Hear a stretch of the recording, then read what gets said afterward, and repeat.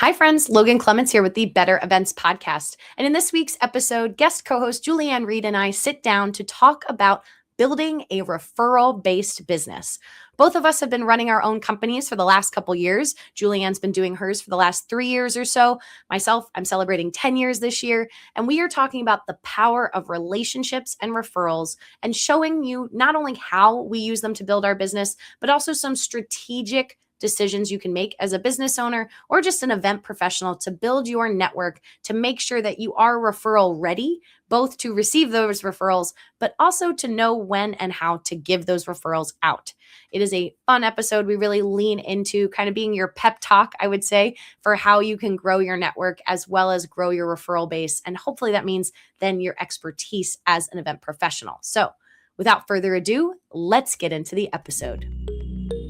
Welcome to the Better Events podcast. Join two event strategists, Logan Clements and Mary Davidson, who believe we can all create, host, and attend better events. In this podcast, you will learn about event strategy and actions that you can use today as an event host, planner, or manager. Hear directly from the people who are creating innovative and inspiring events today and tomorrow, and grow your business along the way. Now, let's get started, and thanks for listening to the Better Events podcast. Hi, friends. Welcome back to another episode of the Better Events podcast. I'm one of your co-hosts, Logan Clements, and I'm joined by my fellow guest co-host, Julianne Read, who you've heard her voice the last couple episodes. Welcome, Julianne. And to start our conversation starter before we talk about referrals, if you could learn one new personal skill, what would it be and why? This is such a great question. I was kind of thinking through some of the different items that I'd really like to learn how to do. And I am a fairly good skier. When I say fairly good, like green runs. Okay, so I'd like to be able to confidently hit those blues, to be able to head down the mountain and feel really confident in that ability to get down there. So how about for you, Logan? What's yours? I love yours. As a baby snowboarder, I've been doing it for 5 years, but I'm still, I think, a baby snowboarder. This one's a tough one for me. If I could learn a new personal skill, I feel like it's something that I would enjoy, like a cross stitch or an embroidery or like something to do with my hands. I tried to get back into knitting, but I don't have the drive to knit anything. So I was just knitting squares to have something to do with my hands, and then didn't know what to do with the squares after I was done with it. So yeah, maybe doing some kind of like needlepoint, something to do with the hands, like when I watch TV and put my phone down, but that would feel like I'm making something in a productive way, in a way that my knitting didn't feel. It was just very much something to do with my hands. Nice. Tell me a little bit more about the knitting from before, and I know we'll jump into some other things in a minute, but as a person who can do one thing at a time, what is it like to be able to knit with your hands and then have a conversation or be doing something completely different? What's that like? Oh, I love it. I don't know why there's like, I doodle or knitting, and I can do it where I can literally tell you almost close to like, I don't know, the association of the two of like what we were talking about at a certain part in what I was doing. Or if I doodle when I take calls sometimes, and I can like tell you what I was hearing as I was doodling. So there's something about, and I've known this, my partner also disagrees that he doesn't like to multitask in a way that I'm always like, which I don't know. Maybe why I like show calling, because I can have so many inputs. Like there's something soothing about like just doing something kind of mindless while paying attention to something else. Nice. I love but that. I understand it's not for everybody. No, I think that's fantastic. Yeah. Well, today we're talking about earning the referral and what it really takes to build a relationship first business.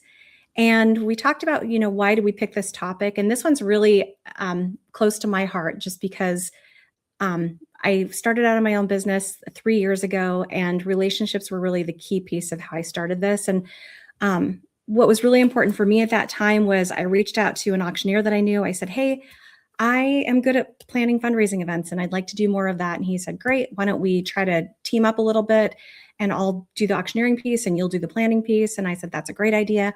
And that really helped broaden my network, and then started getting introduced into this world a little bit more. And I'm finding that it's really all relationship based. And it's super, super important to, and I hate the term networking, but connecting with others, right, within the area that we're in. So just really want to talk about that. Yeah, it's going to be an interesting one. I feel like my relationship to relationships in events is very similar to yours, where a lot of it's the chicken and the egg. And I'll say it till I'm old and gray of like, you need the experience to get the gig. You need the gig to get the experience. And like, how do you get one without the other? And a lot of times it's the power of referrals for why maybe you got chosen for a role over somebody else. And while we want it to be that it's the best of the best are getting chosen for the best of the best events, a lot of times it comes down to personal relationships. And so I'm excited for our conversation today for Julianne and I to kind of share our experience with referrals and hopefully give you a nugget or two, listeners, that you can apply to your business. I also think this applies if you are in-house and not necessarily looking to start your own business, because referrals, even inside your own company or in the area of what you do, but if you're ever trying to jump companies, are still really important, and the power of hearing your name in rooms that maybe you're not in. So I want to start with you, Julianne. What does a referral-based business actually look like in practice versus maybe what some people might be thinking about when they hear us say the word referral-based business? Right. I think when we start talking about referral-based business, it's really a matter of who do you come top of mind to. It may not be someone you've worked with before. It might just be somebody who's in a room and who's heard your name before, or who you've worked with before, or who you're friends with.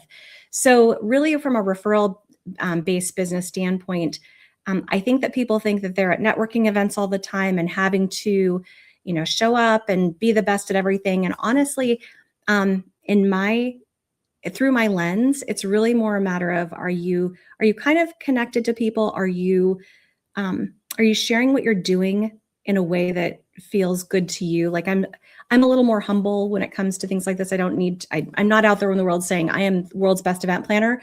I am out there in the world saying I love bringing people together.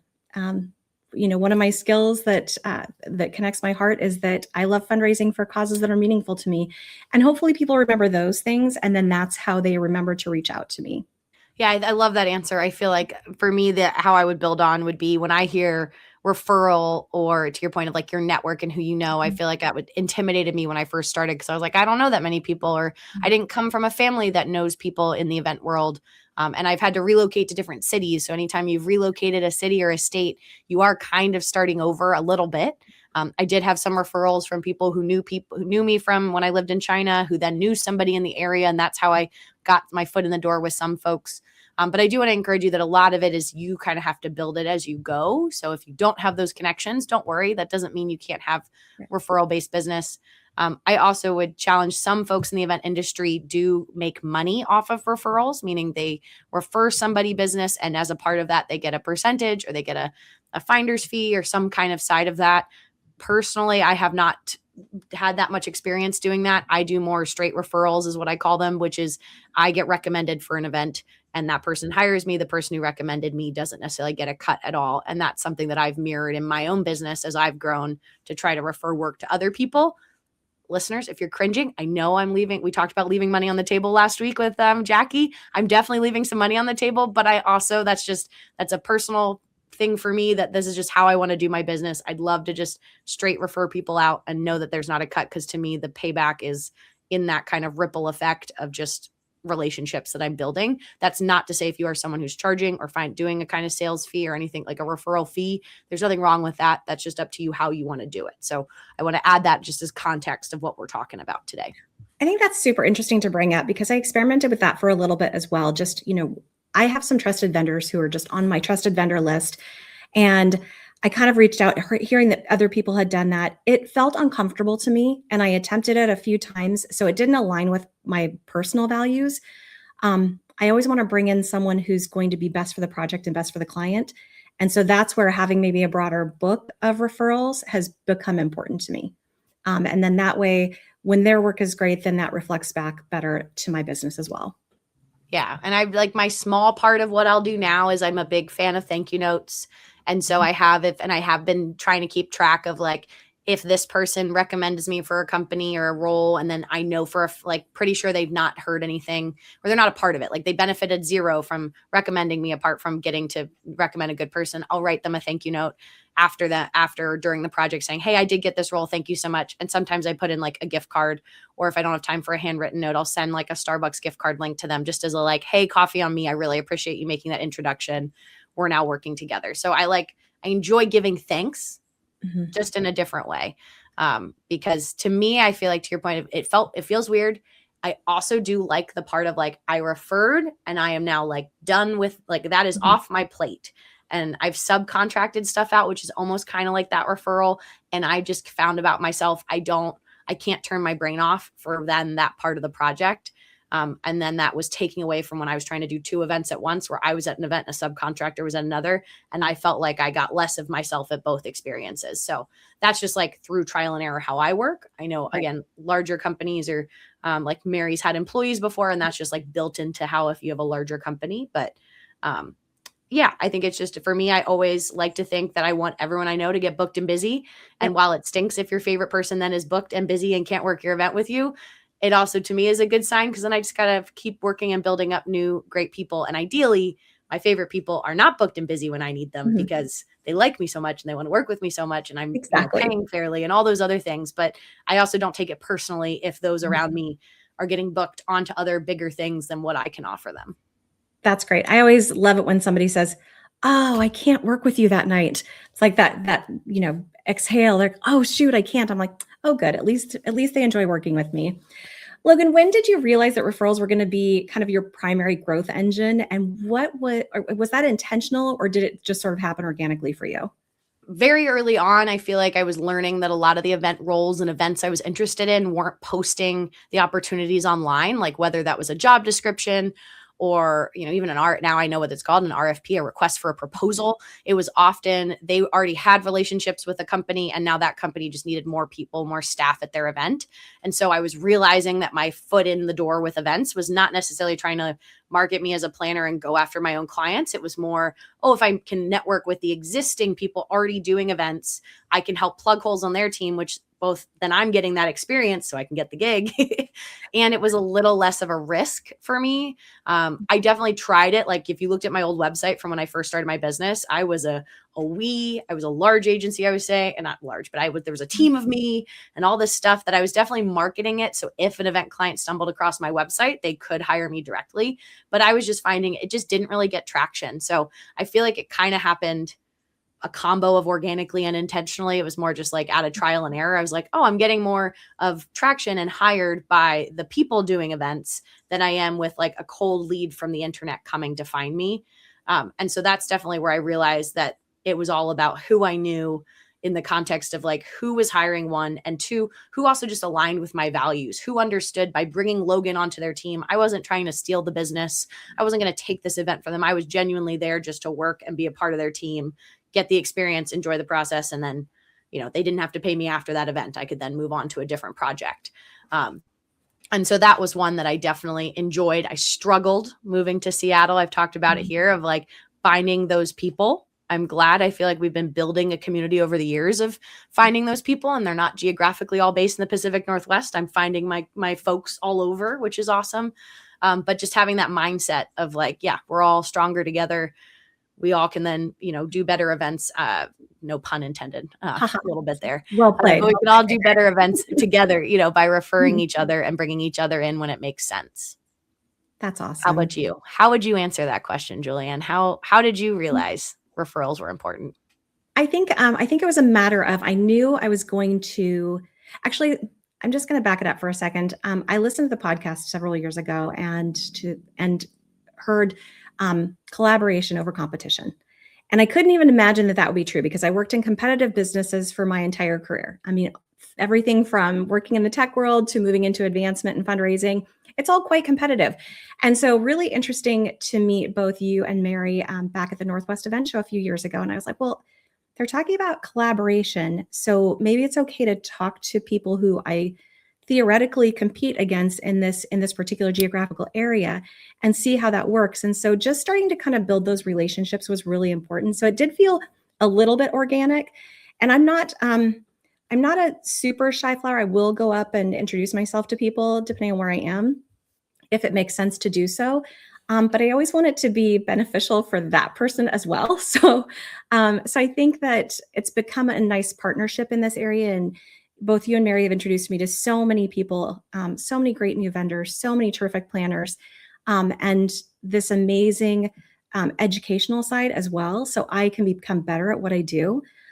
So doing those kinds of things has been really, really important to me. And then I think the other piece that's, become important is that I've worked to be knowledgeable in fundraising for my nonprofit clients. So it's not just a matter of saying, I will come in and plan your event. It's a matter of what is your overall goal for fundraising this year? And how are your events a part of that? But then what do you do following the event that is important?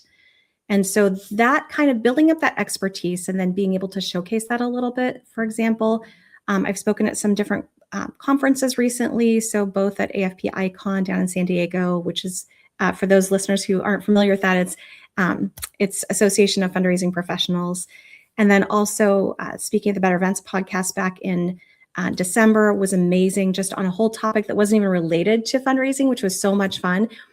But just really sharing and I always say that I'm the Jeremy Clarkson of event planners in this area, showcasing the things that I am learning out loud, so that other people can benefit from that knowledge and maybe don't have to go through the embarrassment of being worried about what they're learning and who they are. So that's kind of how I've approached that same thing. So good. Yes. I mean, we're all just learning as we figure it all out. But I think you hit on a point too, with referrals as is also being specific. And I hated it when I first started my business of having to find your niche, find your niche, find your niche. And I was like, I don't want to find my niche. I want to work with all kinds of people, because I just interpreted niche as a type of event. And over the years, I think I've dialed in more of understanding my niche is more my role at an event. But I've also seen, similar to like what you're doing, and Mary used to be more mainly in nonprofits. And so that was like, it does help with how your stickiness in the brain of people when you're trying to talk to them about what you do, if you have something specific to anchor onto. And so, and also not just what I do at the event, but maybe what problem I'm solving. So to your point of like your strategic side about how are you optimizing your fundraising? How are you connecting it to your message? I think is really helpful. Because definitely on now the receiving end of people who are looking for referrals and they want to be remembered, when I hear and meet someone who's like, I just want to work events. I'm like, great. I definitely need you to email me like 2 sentences about what specific part of events. I'm like, it can change. It doesn't have to be the same for the rest of your life. Just like, what right now are you like, oh, I really love working with people. So like working a registration table or having to manage speakers is my jam, because I just love, anything that has to do with people. Or it's like, don't put me near people. I need to be behind a laptop. I do really well with like content management and dealing with the, details that come through email. So like some of that of knowing through trial and error sometimes what you're figuring out. And even if it's just referencing, hey, last project, I liked this. If you're so green, you don't have that much experience to pick it all the time. But last project, I did this and I loved it. So if you need people who need that, it can be helpful with figuring that out. Kind of in that vein, how do you, Julianne, I'm interested for this answer. What are you actually doing consistently to stay top of mind to the people who send you work? It's interesting. A couple of things come to mind.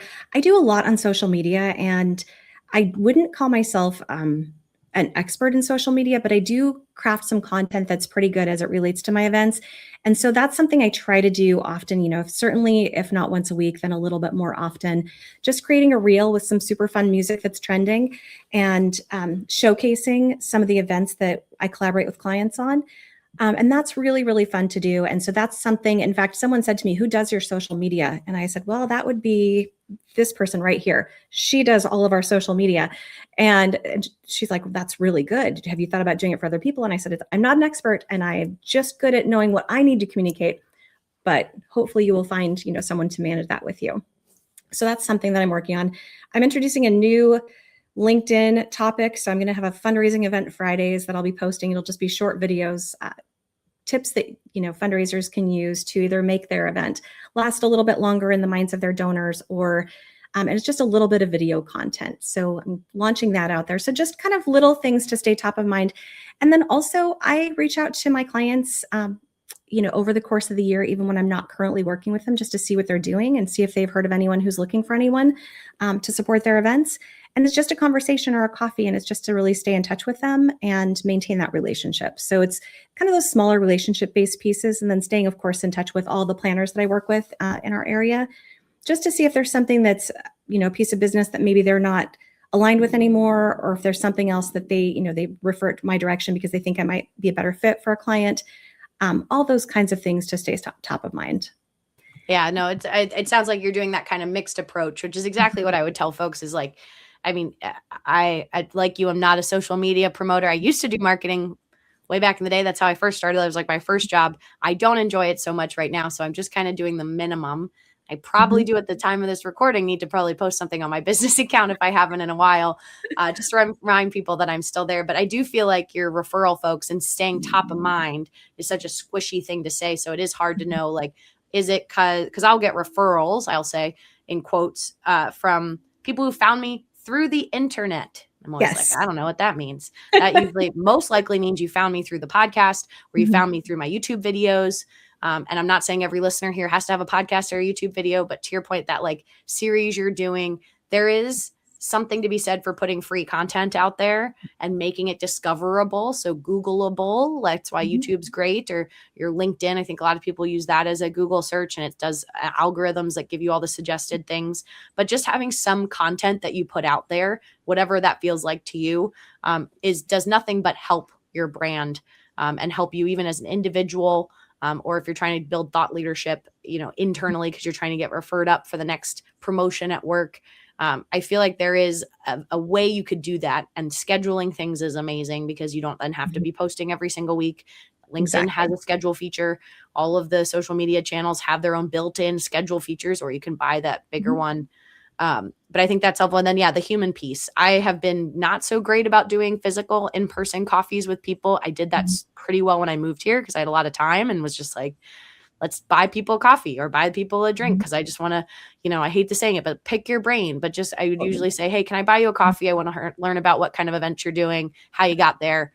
I'm paying for the coffee. Please, I'll come somewhere near your offices. Like I was doing all of that in 2019 when I first moved here. Nowadays, I'm definitely doing more email outreach of just kind of like checking in with folks. Usually, again, about 6 months out from their event of kind of like, hey, we've put a soft hold on this date, how checking in to see how it's going. If you're, have a kickoff date or any kind of update on your timeline. But then the phrase I've tried to put in post event with people and in those kind of outreach emails is, do you know of anyone else who could benefit from my services? Because it is sometimes clients referring you to other clients. Or we talked about last week too, about discounting things for nonprofits. I also encourage you though, like your nonprofit client, their board members might be part of a for-profit company, and you have event services that could apply outside of just that one sphere. Mary also, she's still out on maternity leave, but she has a great like business resume 1-pager that she'll send people. I've yet to adopt that for myself, but I love that idea as just a way to encapsulate, hey, when she sends emails to check in on people, she'll also include that, and it lists like all the different kind of services they offer. So it might be like, hey, you've been using us for day of coordination, but hey, we also offer all these other levels of support and things, just as, again, a way to kind of do that soft sell to get that referral. Because it is always very interesting to me. There's no linear, like I did this post and then I got 10 clients. Like that's not how it works. It's like, oh, I've been posting for 5 years and I just booked, a couple of weeks ago, I booked a workshop with a production company where they wanted me to help train their employees. And I was like, love that. How'd they find out about me? YouTube. And I was like, I'm not going to be able to know which YouTube video it was specifically, but YouTube. Like, and it already had done all the work of them knowing and trusting me. Then it was more just, let's get into the nitty gritty of how we work together. But the sales process, they were already halfway down my funnel and I'd done nothing apart from put out videos. Yeah. Well, and that's what's interesting too. I mean, you look at, and I counsel clients on this all the time, in terms of marketing your event, where it used to take, 5 to 7 times for someone to hear a marketing message before they would react to it. I mean, the numbers today are 14 to 17 times. So it's almost like you'll never have any idea of what it was initially that got them to reach out to you. That's why the content building is important and that those relationships are so critical. What's interesting is I wanted to ask you how you handle when a referral isn't a good fit. Do you turn that work down? How do you do that without damaging a relationship? What does that look like to you? Oh, I love a refer out. I mean, this is something, again, booked and busy. And I've been getting booked and busy, which is a great problem to have. I have no aspirations to hire people to do multiple events at the same time. So for me, if I get asked for an event I'm not available for, I now have gotten better at gauging, were they just wanting me as like Logan and that was the ask, or are they looking for someone else? So usually when I say no, or if I'm unavailable, I'll say I'm unavailable, but let me know if you'd like me to refer you to someone I've worked with. And then that's usually when I start thinking, who in my brain could I bring in? I had an example earlier this year of a great client that, like, honestly, I was like, years ago, Logan would have loved this. They wanted to do kind of monthly events. It was a pretty consistent cadence. Again, dream client, and like right in my sphere of what I loved, what I'm interested in. The amount of support, though, they were looking for some more full event management than I've kind of honed in more on production. The hard part for me now, though, is the way I've built my year and my business is I travel a lot. So I'm not consistently around at the same time every single month. But I know of folks who are more Pacific Northwest based, and that would be like great for them. And so I was like, win-win. Why don't I refer it to them? I'll let them know, hey, check with me when they still didn't have dates either. That was the other part.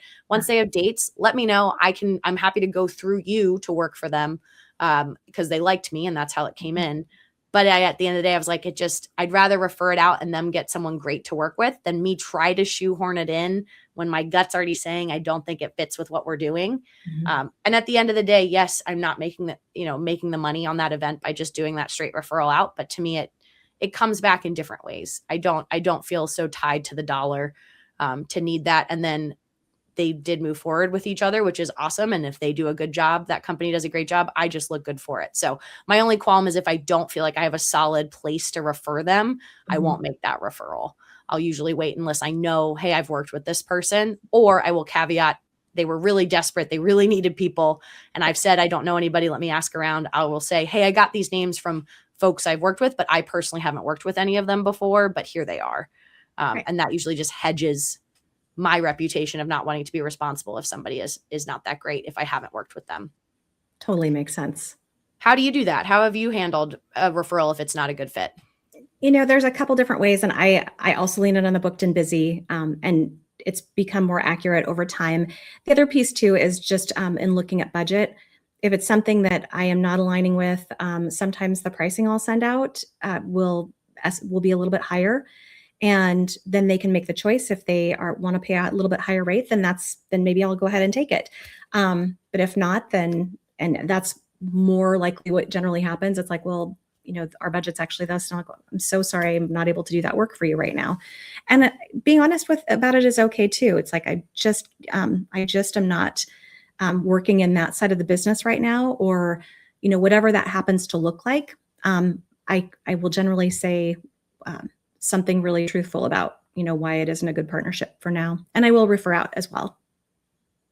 No, and that's good to be honest when it's truly not the right fit. And I mean, you can be diplomatic about it. I feel like, right, with the language of just, I'm not taking on that kind of work right now. My favorite is if sometimes I'm available for the dates, but for what they're asking to do in the lead up, I'm like, it doesn't fit with my capacity. Oh, love great. That word, capacity leading up to my event. Yeah. Which is usually helpful, especially if I have a client who doesn't seem to know very much of what they need. Because again, right now, I'm really interested in events that are kind of all encompassing when I'm in them, but then that limits my availability to work on other things in the lead up when I'm in those all encompassing projects. So that's just something I've learned about myself. But yeah, asking about capacity is really important too. For someone who's earlier in their career, doesn't have a deep network yet, how do you build that referral equity when you're starting from scratch? This has been interesting because I've been able to watch a lot of great professionals who are new to the industry. And some of the things that I've seen them be successful with are starting doing any work for any planner at any point. So whether that's registration and check-in, or being a recorder, or showing up for setup and cleanup. So what they're doing is they're building the relationship with the planner, which I think is huge. And then some other things that have been important for people that I've seen also is, and I have done this myself, is joining an association. And sometimes you have to pick and choose what you want to join. But some have been really, really helpful. I think I talked a little bit about AFP earlier. I also belong to ILEA in Seattle, the International Live Events Association, and just the local Seattle chapter. And participating in those activities, which if any ILEA listeners are on right now from Seattle, they're going to go, really, Julianne? We accept your dues, but you don't do anything with us right now. Like, it's coming. But it has been helpful because it's been important to attend some of the events and get to know other people within our industry. And I find that as people know and grow with you, they'll start to refer you out. So that's really, it's kind of like filling your bucket, right? So just drips of water in and small things that you're doing and getting to know more people. And then reaching out and saying, oh my gosh, I worked with you on this. It was so much fun. Is there a chance you're signing that client again? Or would you like help with another client in the same area? So it's really just asking those questions and being bold to move forward with that, that will really help a professional build that referral network. I'm just making noises of like, yes, Julianne, love it all. I feel like to build on that, when I first started in Seattle and I felt like I had the experience, but I just didn't have, literally just, it was the network. It was the relationships that I was missing, where I was doing a lot of lip service of like, I've done these things, but without having someone to advocate of like, yes, I can vouch that Logan has done these things. Right. I was struggling. And one of them was I volunteered. And ironically, I don't know if Jackie will even remember this. This is how we met, is I volunteered at an MPI event. And so that is my favorite hack for anybody who has the financial flexibility to essentially work an event for free, especially if it's just a 1 day or 2 day. Yeah, I worked, why can't I think of the Hive? It was their educational day. And it was in Tacoma. And I remember I cold emailed, and I don't think I was even a member yet, but like, I'm thinking about being a member. I'd love to volunteer. It was like I think a $350 ticket for the day that I was like, I don't have that just starting off. And I volunteered, and it was also kind of in my way. I was like, well, I'll meet the lead planner. I love having a job to do, helps me like feel a little bit less awkward about breaking the ice and talking to people. And I do remember from that event, she then booked me and hired me to help her with a different event, purely out of now what I joke to people, whenever you work with someone, sometimes the first time it's like, did you show up on time? Did you have the great personality? And like, we're a pleasure to work with even in stressful situations. And then did you do what we asked you to do? And bonus points if you went above and beyond, but like, did you fill those 3 things? And it's like, yes, you're probably going to get it's easy to then build on that. Even if she didn't have business for it, then to stay in contact, at least of like, hey, you've seen me in action and I'm capable, can I use you as a reference? So volunteering is a big one that I would highly, highly recommend.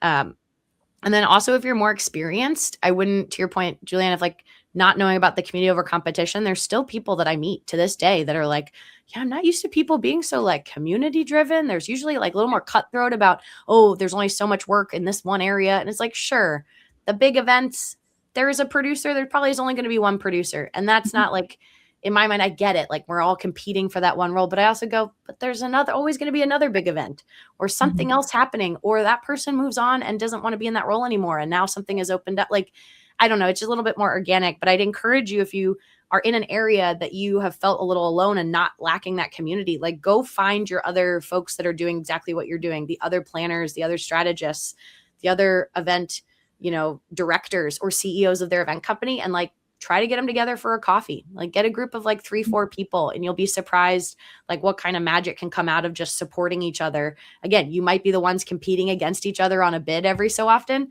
but to Julianne's point, that also might be where you can refer business out. Like those will be your biggest allies of like, and what I literally do, I don't have a team. So when I have something I can't do, I'm usually going to refer it to either another contractor, so someone who does exactly what I do, or even somebody who has a team, because I don't have a team and they might have more capacity for some kinds of events. So I just encourage you, like you already might have those people around you. You just haven't brought them together in a setting to kind of talk about strategically how you can all support each other. Yeah, that's totally huge. And so for anyone who's kind of out there, who's newer, something that we talked about when I did a little talk on confidence earlier at the conference in December, what's interesting is if you can pick a day of the week that you do hard things, then that is super, super helpful. If you say Tuesdays are my day to do things that are way outside my comfort zone or way outside, the box for me, and that's maybe the day you reach out on LinkedIn, or you cold reach out to someone that you met at a conference, or you cold reach out. All of those things are really, really strong practice for being able to grow your business and grow your network and grow the opportunity to work with more people and do the business and the work that you want to do. Yes. I feel like my last nugget, I'll give you, Julianne, last thoughts here too. But my last thing too is my pep talk that I always give about networking is that the answer is already no. So the worst case thing that's going to happen is it's still no after you've asked. As long as you've worded yourself professionally in an email or a cold LinkedIn outreach, like the answer hasn't changed. So if you happen to get a yes, you've just, you've completely changed the odds. And when I first moved to China, I remember, and I don't even know where I learned this from, but I just did it.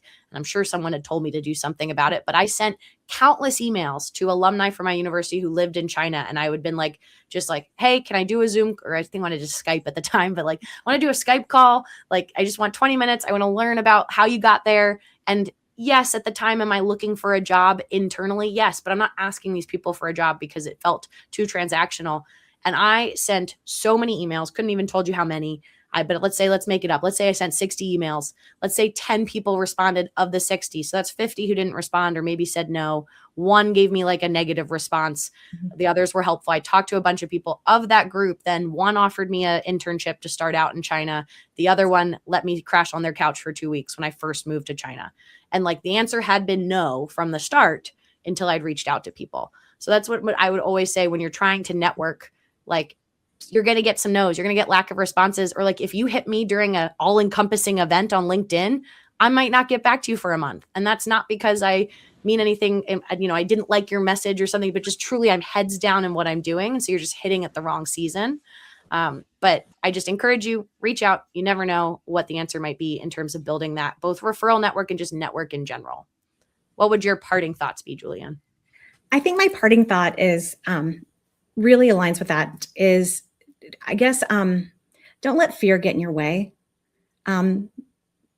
As Logan, as you already said, there are things that if the answer is already no, then you can only go up from there. And here's the thing. I think if you're showing up as who you want to be and being super authentic, people are going to be kind and genuine for the most part, or they're not going to respond. And so as long as you're showing up with the skills and your knowledge, and I think it's also important to bring to the table what you don't know, because there are a lot of experts out there. And I would say that's just a little communication tool. If you walk into a room and you're like, I just don't know about this, there's always someone who wants to provide their expertise to you. And if they're doing that, then they're going to remember you because you asked a question that they felt important to answer. There you go. Dropping knowledge to end the episode. Right. But there we go. Before we fully wrap up, you have our bonus tip this week, Julianne. I do. This one is generational from my family. So my grandmother used to always say, put on your lipstick. And this might resonate and look differently for whomever you are. But what that meant in our family was if you were walking into a difficult room or a difficult situation or something that was challenging and you had your lipstick on or, your favorite jacket or whatever that might be, that you could walk in and do that hard thing. And so whenever I am challenged to do something that's going to be hard for me, I put on my lipstick and I walk into that room and I remember the woman who came before me, who set me up for success.